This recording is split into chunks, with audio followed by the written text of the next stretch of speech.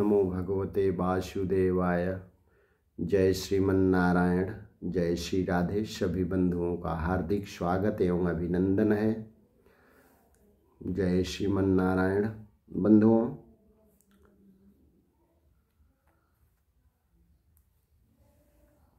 बहुत ठंडी है यहाँ।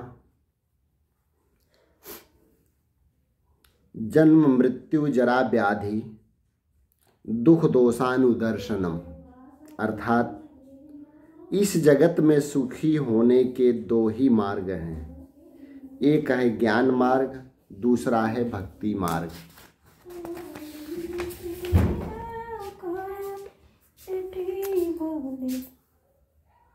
ज्ञान मार्ग कहता है कि सब कुछ छोड़कर परमात्मा के पीछे पड़ो।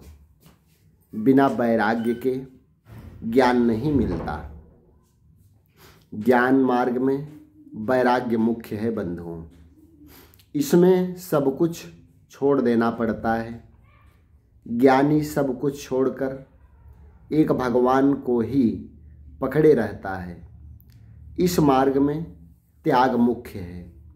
इस मार्ग में आचार्य शिव जी हैं।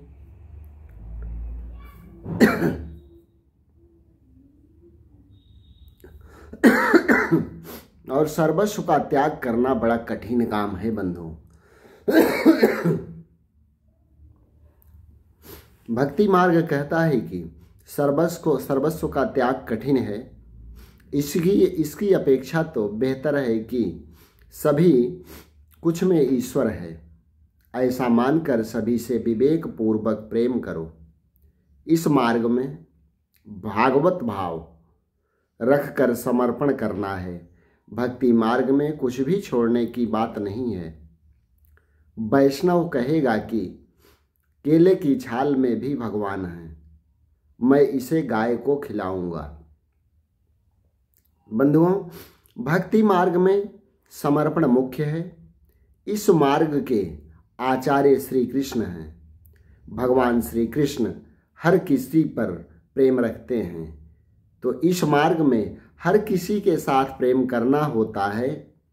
भगवान जैसा प्रेमी न तो कोई हुआ है और न कोई होगा।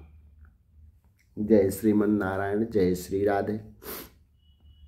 एक बार बंधुओं, भृगु ऋषि बैकुंठ में गए और भगवान सो रहे थे। लक्ष्मी जी उनके चरण सेवा कर रही थी।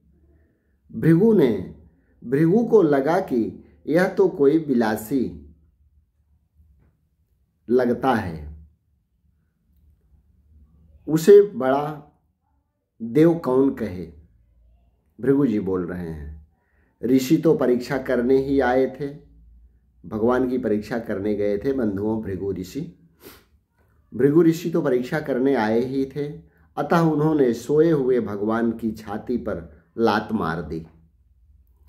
भृगु ऋषि ने लात मारी, किंतु उस लात मारने वालों से भी मेरे कन्हैया तो प्रेम ही करता है। भगवान ने ऋषि से कहा कि हे प्रभु, मेरी छाती तो बड़ी कठोर है और आपके चरण बहुत कोमल हैं। शायद आपके चरणों में चोट आई होगी। और इतना कहकर भगवान जो हैं भृगु ऋषि के चरण दबाने लगे। है कोई जगत में ऐसा प्रेम करने वाला बंधुओं दूसरा? विष देने वाले से भी कन्हैया हमारे प्यार करते हैं, कृष्ण हमारे प्यार करते हैं। और ये क्रिया जो है लक्ष्मी जी को बहुत ही बुरा लगा। अरे, किसी के पति को आप चरण प्रहार करोगे तो पत्नी को अच्छा लगेगा बंधुओं? नहीं।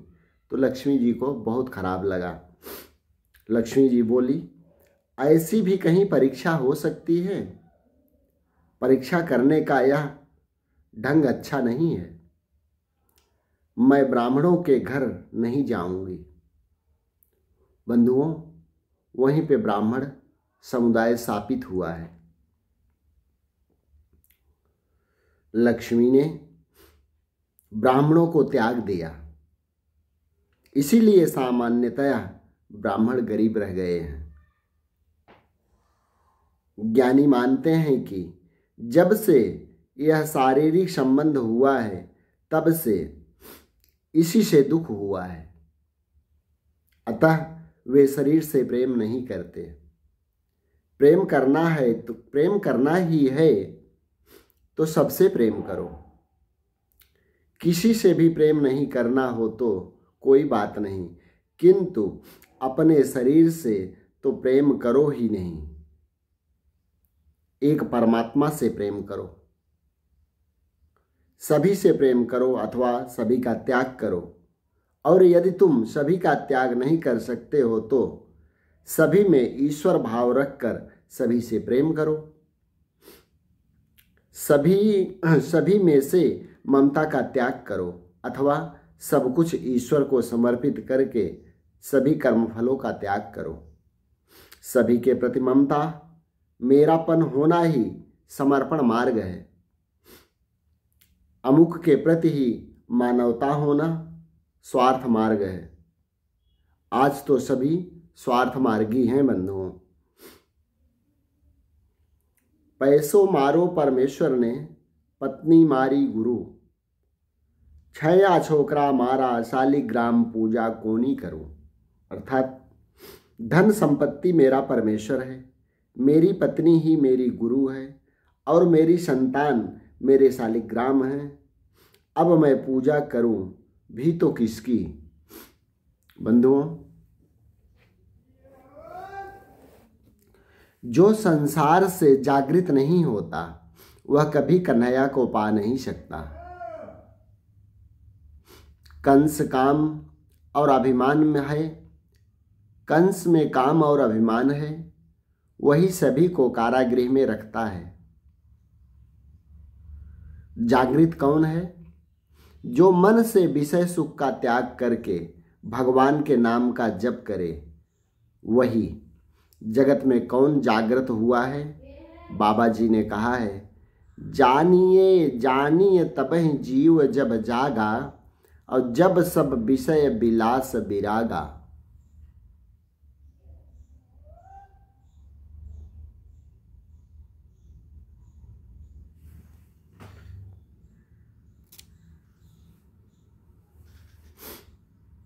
जानिए तबहि जीव जब जागा, और जब सब विषय विलास विरागा। बंधुओं, जब सभी में विषय विलास के प्रति वैराग्य उत्पन्न हो जाए तब मानो कि वह जीव जागा है। कपिल मुनि कहते हैं कि माताजी, यह मन अनादिकाल से संसार में भटकता आया है। सत्संग से मन सुधरता है और वासना का त्याग करने से मन सुधरता है। विवेकी पुरुष संग अथवा आसक्ति को आत्मा का बंधन मानते हैं, किंतु संत महात्माओं के प्रति जब आसक्ति या संग हो जाए तब मोक्ष के द्वार खुल जाते हैं। अतः सीधी बात है, सत्संग करो। बंधुओं, देवहूति ने कहा, आप सत्संग करने की आज्ञा देते हैं, किंतु मुझे तो इस संसार में कहीं भी कोई संत दिखाई नहीं पड़ता। कपिल भगवान ने कहा, माताजी, तब मानो कि तुम ही पापी हो। अगर कोई संत आपको नहीं दिखाई दे रहा है तो समझो कि तुम ही पापी हो। पाप होने पर तो संत का मिलन होने पर भी संग भावना नहीं होती, सद्भावना नहीं होती। पाप होने पर तो संत का मिलन होने पर भी सद्भावना नहीं होती। संत को ढूंढने तुम कहाँ जाओगी? तुम ही संत बनोगी तो तुम्हें संत मिलेंगे। एकनाथ, तुकाराम, नरसिंह आदि गृहस्थ आश्रमी थे। वे घर में रहकर ही संत बने थे। संतों के लक्षण जीवन में उतारोगे तो संत बन सकोगे। बिना सत्संग के सुख नहीं मिलता। स्वयं संत बने बिना सच्चा संत नहीं मिलेगा। जैसी दृष्टि वैसी सृष्टि। क्रोध के कारण हनुमान जी को श्वेत फूल भी लाल दिखाई दिए थे। एकनाथ महाराज रामायण के सुंदर कांड की कथा कर रहे थे। इस सुंदर कांड में सभी कुछ सुंदर है। सुंदर कांड का यह नाम इसलिए रखा गया है कि इसमें हनुमान जी को माता सीता जी को पराभक्ति के दर्शन हुए हैं। ब्रह्मचर्य और राम नाम हो तो इस संसार सागर को पार किया जा सकता है। हनुमान जी जैसे ही इस सागर को पार कर सकते हैं। सागर पार करके हनुमान जी अशोक वन में आए और एकनाथ महाराज कथा में कहते हैं कि जब हनुमान जी अशोक वन में आए तब वहाँ वाटिका में सफ़ेद फूल खिल रहे थे और जहाँ सीता जी वहाँ अशोक वन, जहाँ सीता जी बंधुओं वहीं अशोक वन, जहाँ भक्ति वहाँ अशोक अर्थात शोक का अभाव। हनुमान जी वहाँ कथा सुनने के लिए आए थे। उन्होंने प्रकट होकर विरोध करते हुए कहा कि महाराज आप गलत कर रहे हैं। अशोक वन में इस समय लाल फूल खिले हुए थे, सफ़ेद नहीं। मैंने अपनी आँखों से प्रत्यक्ष देखा था। एकनाथ महाराज ने कहा कि मैं तो अपने सीताराम को मनाकर कथा कर रहा हूँ और मुझे जैसा दिखाई दे रहा है वैसा कह रहा हूँ। अंत में इस झगड़े को लेकर वे दोनों श्री राम जी के पास गए। रामचंद्र जी ने कहा कि आप दोनों की बात सही है। क्रोधावेश से लाल आंखें होने के कारण हनुमान जी ने फूल लाल देखे थे, अन्यथा फूल तो सफ़ेद ही थे। जय जय श्री राधे, जय जय श्रीमन्नारायण।